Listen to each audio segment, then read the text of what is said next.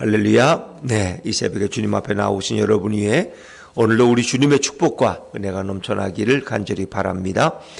자, 우린 역대상 17장 앞부분을 다윗 언약이라고 부릅니다. 다윗이 하나님에게서 받은 그 축복의 약속을 성경은 아주 상세하게 설명하고 있습니다.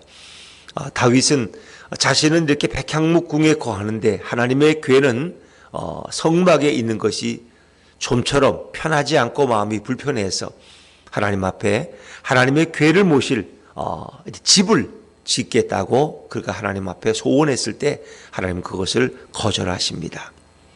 그리고 너가 아니라 너의 자식이 그리고 지금이 아니라 후에 그 일을 하게 하겠다고 말씀하십니다. 근데 하나님은 그 다윗의 그 아름다운 마음, 하나님을 생각하고 하나님의 궤를 잘 모시고자 하는 그 마음을 귀히 여기시고 그를 축복하시는데 이제 하나님이 영원토록 평생 너와 함께하고 너와 동행하겠다라고 말씀하십니다. 이제 너의 왕조를 내가 견고히 세워서 너의 후손 가운데 계속 왕을 이어갈 것이고 전쟁에 패배하는 일이 없을 것이고 늘 내가 너희와 동행해서 너희는 이제 방황하는 민족이 아니라 한 곳에 오랫동안 정착하게 할 것이다 라고 말씀하십니다. 그리고 이제 너의 후손에서 날 내 씨를 통해서 내가 큰 나라를 일으키고 그 나라를 영원히 견고하게 할 것이다. 그것은 다윗의 후손 가운데 왕들이 태어날 것을 암시하지만 동시에 너의 아들인 솔로몬을 통해서 내가 큰 나라를 세울 것이다. 그리고 그 일을 할 것이다. 이렇게 말씀하시죠. 그러나 그 씨라는 것은 솔로몬 이후에 이 땅에 오실 메시아 예수 그리스도까지 예고하고 있는 것입니다. 내 후손으로 오실 하나님이신 그 메시아 우리의 구주를 통해서 이제 다윗의 왕국에 멈추는 것이 아니라 메시아의 왕국이 세워질 것이고 하나님의 나라가 실현될 것을 하나님께서 말씀하십니다. 자, 다윗은 이런 하나님의 축복을 받았을 때 어떤 반응을 보일까요? 우리는 정말 내가 상상도 못했던 분에 넘치는 그런 약속과 하나님의 계시를 받았을 때 두 가지 반응이 나타날 거예요. 역시 하나님이 사람 볼 줄 아시는군요. 이런 반응도 있을 수 있어요.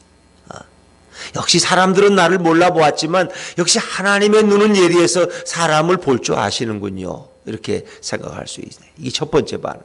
두 번째 반응은 주여 내가 누구이오며 내 집이 누구간데 이렇게 저에게 감당할 수 없는 은혜를 주십니까? 이 다윗의 이제 감사 기도 속에는 그의 겸손한 모습이 드러나죠. 그래서 우리가 읽은 16절부터 마지막 절까지는 다윗의 감사 기도입니다. 근데 그 감사 기도의 중심에는 다윗의 겸손함이 아주 깊이 새겨져 있습니다. 자, 16절 말씀을 한번 읽어볼까요? 16절입니다. 16절 시작. 다윗 왕이 여호와 앞에 들어가 앉아서 이르되 여호와 하나님이여 나는 누구이오며 내 집은 무엇이기에 나에게 이에 이르게 하셨나이까. 이것은 정말 너무나 감격스럽고 감당할 수 없는 하나님의 이 축복의 약속을 받고 다윗이 오늘 어떻습니까?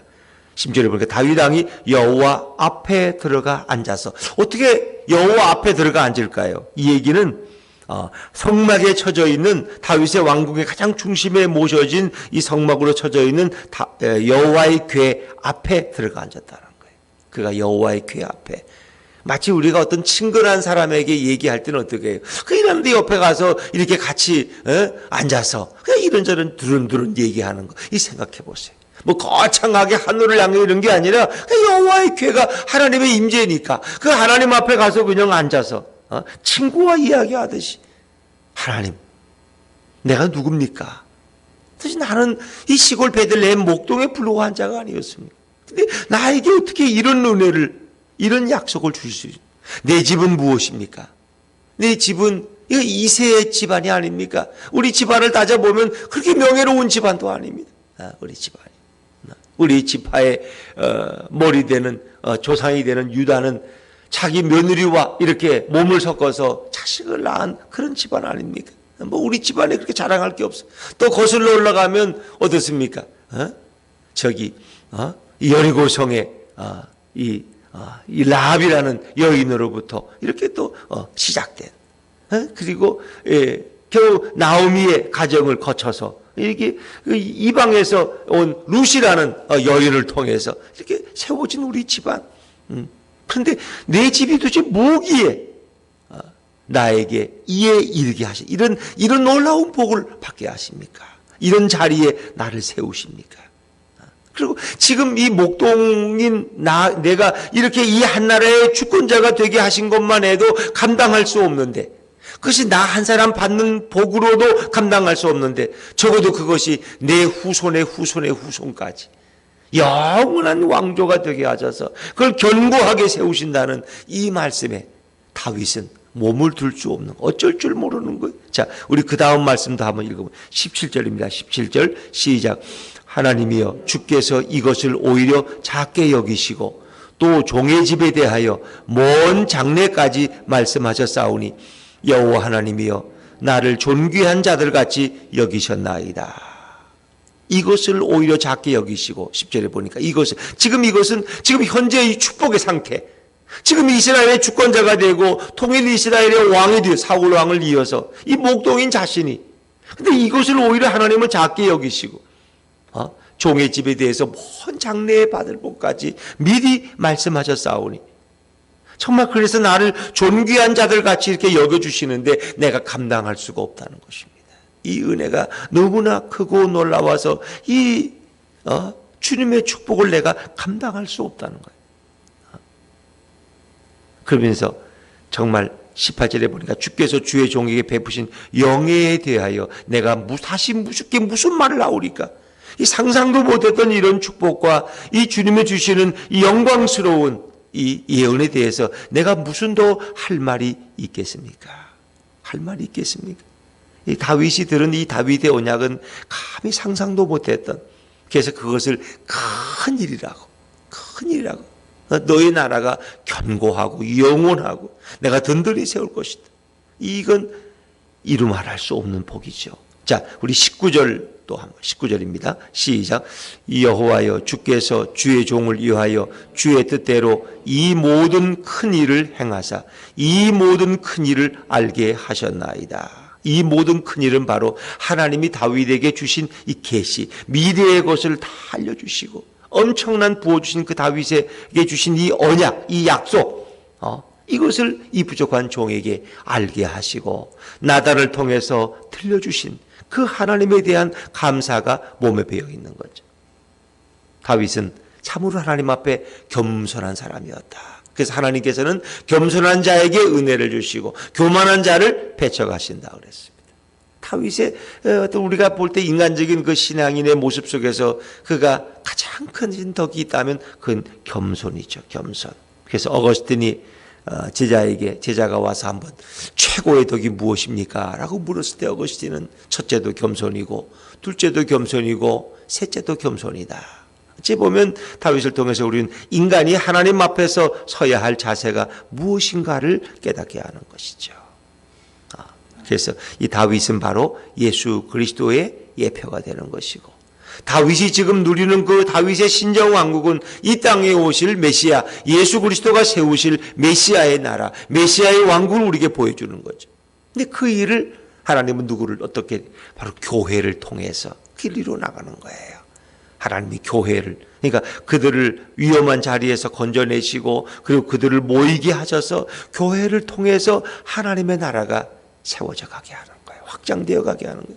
그래서 우리가 볼 때는 세상에서 종종 코로나 방역에 실패했다고 교회가 지탄을 받고 이렇게 손가락질을 받지만 바로 교회는 가장 존귀한 공동체다. 왜? 이것은 인간적인 모임이 아니라 영적인 그리스도의 공동체이기 때문에, 교회의 머리는 바로 그리스도이기 때문에, 그리고 성도들은 그 교회의 몸을 이루는 각 지체가 된다는 것입니다. 그래서 교회는 뭐예요? 어떤 정부보다 귀하고 어떤 큰 유명한 이름이 있는 명문 대학보다도 더 존귀한 일을 하고, 그렇죠? 이 교회는 왜? 영혼을 구원하고 하나님의 뜻을 이루어 나가는 도구가 바로 주님의 몸된 공동체인 영적인 교회이기 때문이다 하는 것입니다. 바로 거기에 하나님의 나라의 출발이 바로 이 교회로부터 시작되었다는 거죠. 그리고 하나님은 오늘도 이 교회를 이끌어 가시고 이 교회를 통해서 복음이 증거되게 하신다는 것입니다. 하나님의 나라가 바로 이 교회를 통해서. 그래서 교회는 존귀한 거예요. 그게 개척교회든 큰 대교회든 어떤 교회든 교회는 존귀한 것이다. 왜? 하나님의 생명의 복음을 증거하는 그런 영적인 공동체이기 때문이다. 교회는 세상 것을 추구하지 않습니다. 세상의 어떤 모임들은 자기 목적이 있어요. 이 로터리 클럽은 그 나름대로의 어떤 존재 이유가 있어요. 교회가 존재하는 이유는 뭐냐? 오직 하나님의 나라를 위해 존재하는, 하나님의 복음을 위해서 존재하는 바로 교회 공동체다 하는 것입니다. 다윗은 이어서 이제 하나님에 대한 찬양을 올리는데, 하나님 같은 분이 도대체 어디에 있습니까? 자기 백성을 이토록 사랑하시고 정말 자기 백성을 애굽이라는 그런 고난의 땅에서 그 종된 자들을 이끌어내셔서, 그리고 그들이 안착할 장소를 위해서 가나안 땅의 사람들을 다 내쫓으시고 그 나라를 준비하신 그런 분이 여호와 외에 또 어디 계시냐? 하나님에 대한 그 찬양도 이어지고 있죠. 자, 우리 성경 20절부터 21절까지, 20절부터 21절까지 다시 한번 읽어보죠. 시작. 여호와여, 우리 귀로 들은 대로는 주와 같은 이가 없고 주 외에는 하나님이 없나이다. 땅의 어느 한 나라가 주의 백성 이스라엘과 같으리이까?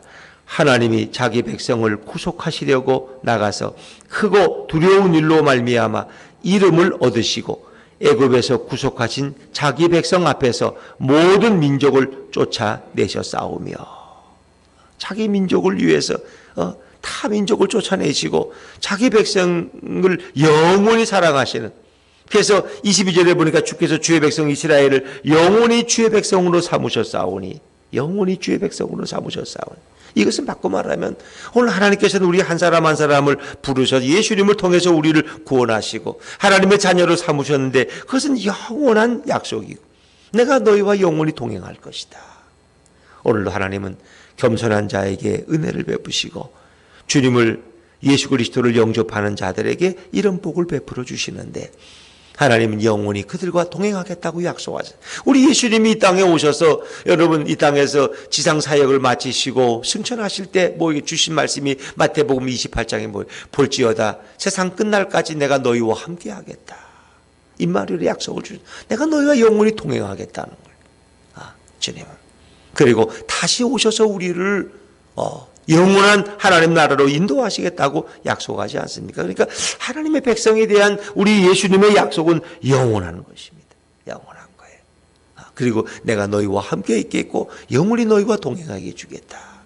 그리고 내가 너희를 떠나지 아니할 것이고 너희를 버리지 아니할 것이며 너희가 어디에서 무엇을 하는지 내가 다 잘되게 할 것이다. 그리고 너희의 후손에게까지 이 복이 임하도록 하시겠다. 이 복음이라는 건 우리 하나로 끝나는 게 아니에요. 어찌 보면 우리 자녀들을 통해서 대대손손 천대까지 내가 은혜를 주겠다고 주님이 약속하시잖아요. 우리 모든 성도에게 또 베푸신 복이기도 하는 것입니다. 그리고 우리를 마지막에 영원한 메시아의 나라, 하나님의 나라의 일원으로 우리를 초대하시는 분이 바로 우리 예수님이시다 하는 겁니다. 오늘 성경에서는 다윗이라는 한 인물의 한 모델을 보여주시죠.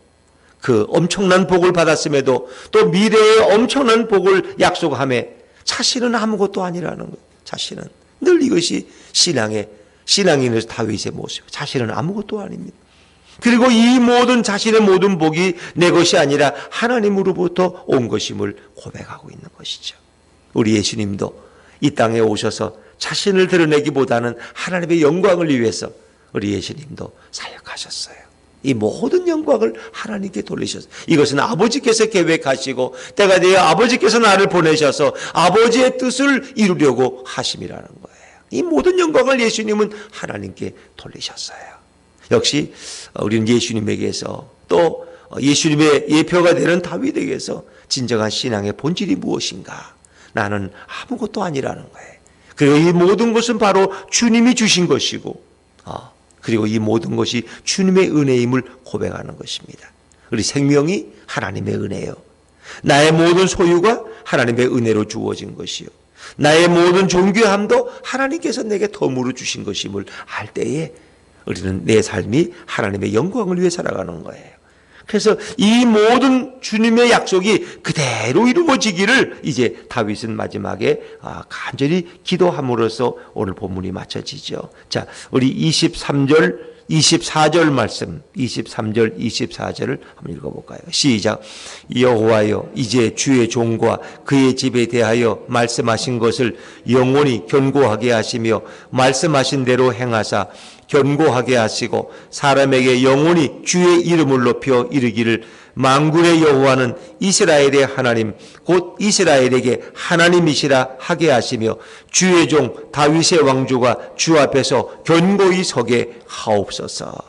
다시 말하면 주님의 뜻대로 이루어 주옵소서. 다윗의 왕조가 주 앞에서 견고히 서게 하옵소서 하는 것은 자기를 축복해달라는 것이 아니라 주님이 약속하신 그 모든 것이 그대로 이루어지도록 하나님 은혜를 주십시오 하는 그런 다윗의 하나님의 약속이 성취를 위한 다윗의 기도다라고 말할 수 있어요.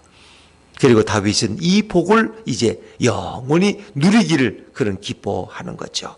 자, 우리 마지막 27절 말씀 같이 읽습니다. 시작. 이제 주께서 종의 왕조에 복을 주사 주 앞에 영원히 두시기를 기뻐하시나이다. 여호와여, 주께서 복을 주셨사오니 이 복을 영원히 누리리이다 하니라. 하나님 주신 복을 그런 영원히 누리리이다. 이 복이 다윗 시대만이 아니라 그의 후손들을 통해서 계속 이어진 그것을 그대로 이루어지기를 원하는 다윗의 감사 기도죠. 다윗의 아름다운 기도입니다. 내 집이 무엇이기에 나는 누구이기에 도대체 내가 누구입니까?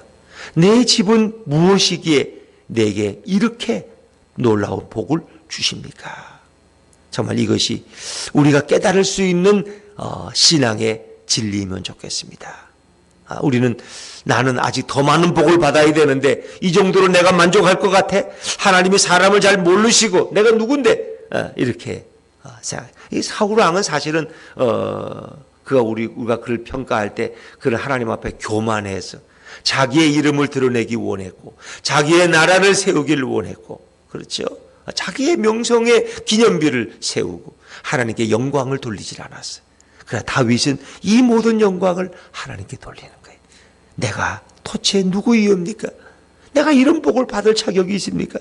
내 집이 도대체 무엇이기에 오늘 나를 이런 주권자의 자리에 세워주시고 이것이 작다 해서 더 놀라운 미래의 축복을 약속하십니까? 어떻게 저같이 이 목동의 이름을 이렇게 존귀하게 영예롭게 세워주실 수 있습니까? 다윗은 그 모든 복을 감당할 수 없음을 그런 고백하면서 겸손히 그 은혜를 받는 거죠. 그러나 여기에 대한 비해서 사울은 오히려 하나님 앞에 교만했고 하나님의 명령을 무시했고 이런 것이 좋은 대조가 되는 것입니다. 그래서 앞으로 장차 올 모든 세대의 신앙인들이 어떤 모습으로 서야 할 것이냐. 다윗의 겸손을 생각하면 바로 이 땅에 오신 예수님. 하나님이심에도 불구하고 가장 천한 인간의 몸을 입고 이 땅에 오셔서 우리를 구원하기 위해 십자가를 기쁨으로 지신 십자가를 향해 걸어가시고 모든 영광을 하나님께 돌리신 그 예수님의 모습이 바로 우리의 신앙의 모델이 되어야 된다 하는 것입니다. 오늘도 겸손함으로 이 땅에 오신 우리 주님을 바라보면서 그 예수님을 내 인생의 주인으로 내 인생의 통치자인 왕으로 모시고 그분과 함께 겸손히 걸어가는 복된 하루가 되시기를 주의 이름으로 축원합니다.